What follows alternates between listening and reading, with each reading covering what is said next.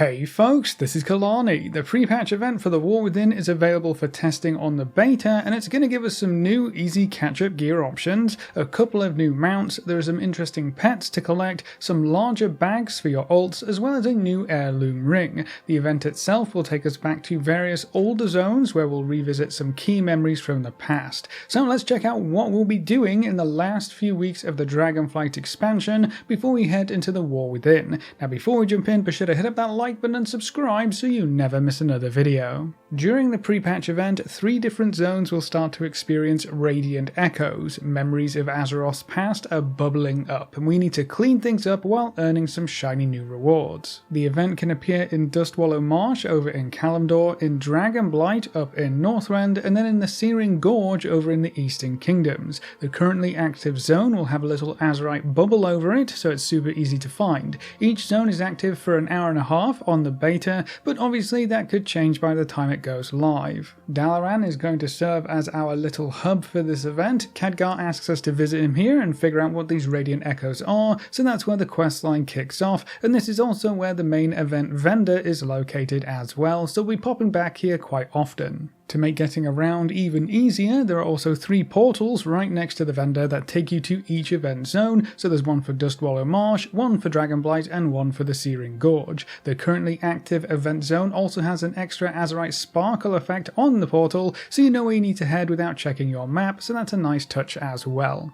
What's even better is that each zone also has a portal back to Dalaran, so getting around the zones and where you need to be is going to be super easy and quick. There are a couple of stages to each event. You start off with a blob of memories to kill. This spawns a lot of little monsters too, which are great for currency farming, so that's going to be a huge AoE fest. Then the event moves on to 6 memories that are basically just mini events scattered around the zone, which each ask you to do something different. Each of these mini events can reward you with currency, as well as gear rewards that are identical to the vendor gear we'll see later. You'll also get some memories of the current continent that you're on, and these will be very important in just a moment.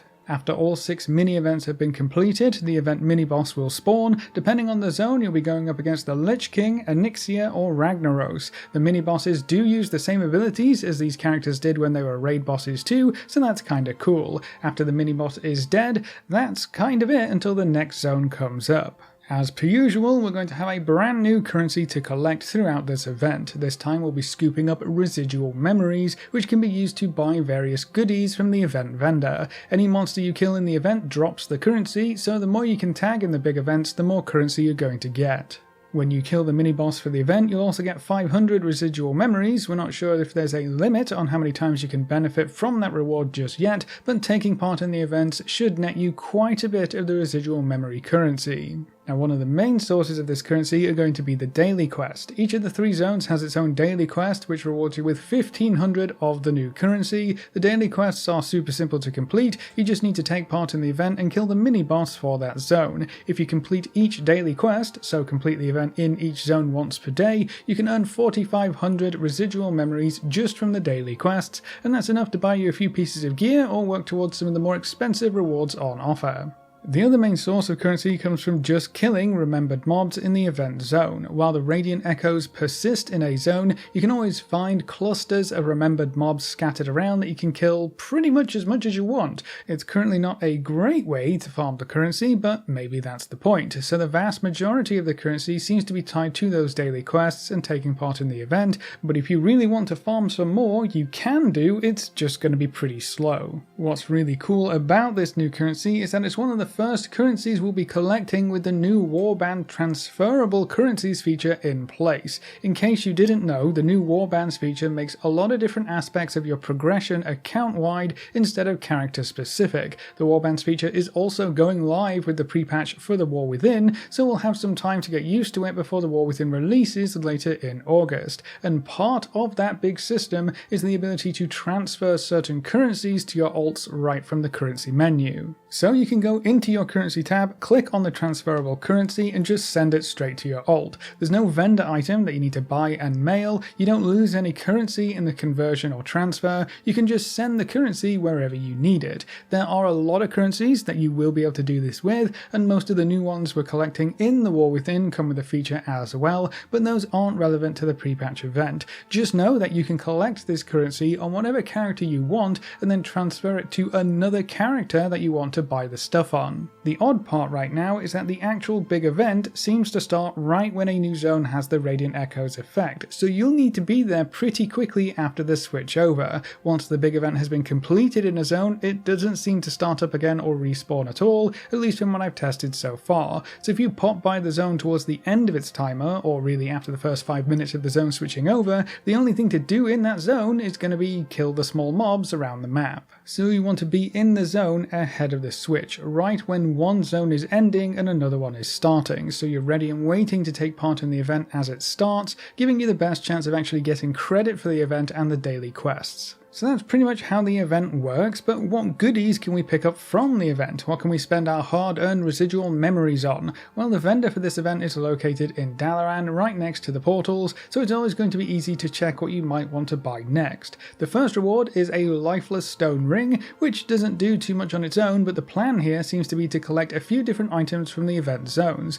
You'll need to collect 20 memories of each continent by taking part in the 3 different zone events, and those memories combine into an essence, and then you combine those essences with the ring. When you've done all of that, the ring should turn into the Band of Radiant Echoes, which is an heirloom ring, so that should be great for any ults you make in the future. With each of those 6 memory mini-events rewarding you with a memory, you'll need to complete 20 to get all of the memories you need to create your essences. With there being 6 mini-events, the max memories you could get per event is also 6, but you probably won't be able to get credit for all 6 in any given event, unless your entire server or shard are working together to clear each event one at a time. So even if you can potentially get 6 memories per event, it's more realistically going to be 2 to 3, so if you get 2 memories per event, you'll need to complete each event in each zone about 10 times to add this new heirloom ring to your collection. Now there are also a couple of mounts and pets with a remembered translucent art style. It's kind of like a ghost effect but with the colours of Azurite, so I guess Azurite might be playing a large part again as we move forward with the World Soul Saga. And then you can also buy various pieces of item level 480 gear, which is veteran track gear, so you should be able to upgrade this stuff throughout pre-patch as well. Every gear slot does seem to be covered here, including jewelry, trinkets and weapons, and all of this gear is also flagged as bind to warband until equipped, which is basically the new bind on account. That means you can send these items to any character on your account, and you can pass them around as often as you want until you equip them on one character. You can also put them in your warband bank to make trading them to the right character even easier. If you don't need the gear for item level, you may be interested in it for transmog. Some of these sets and weapons look really cool, so take a look and see what's on offer. You might find something you want to add to your collection. So that's pretty much everything you need to know about the event, but when can we expect all of this to actually hit live servers? When will the pre-patch events start up? We're not too sure yet. We don't have an announced date just yet, but we can make some pretty good guesstimations. We do know that the War Within goes live on August 26th. I think we can safely ignore the early access date when working backwards here, as I don't think the dev team would really take that into consideration. Pre-patch events usually last about 4 weeks. Some of the long ones have gone up to 6 weeks if I remember correctly, but from what we've seen during testing, this event doesn't seem to be that big, so 4 weeks is a pretty safe bet in my opinion. So if we take August 26th and work our way back 4 weeks, that brings us to July 30th. We could see the pre-patch arrive a bit earlier to make sure other features like the warband transition work properly and the dev team have enough time to fix anything that goes wrong, but towards the end of July is a pretty safe bet for when we'll see all of this hit live servers. Now, with this being upon the beta, it's important to note that things are subject to change. I know there is an 11.0 PTR build that will be used to test the warband feature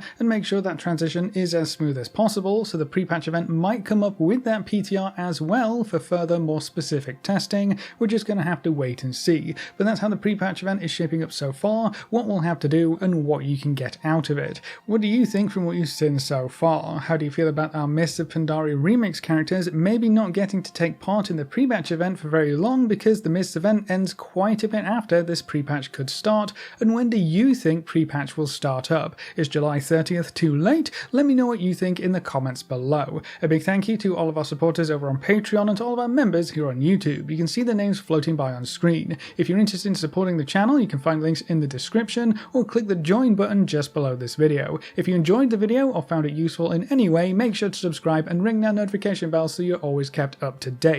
Thanks for watching, folks. Good luck and have fun, and as always, I will see you next time.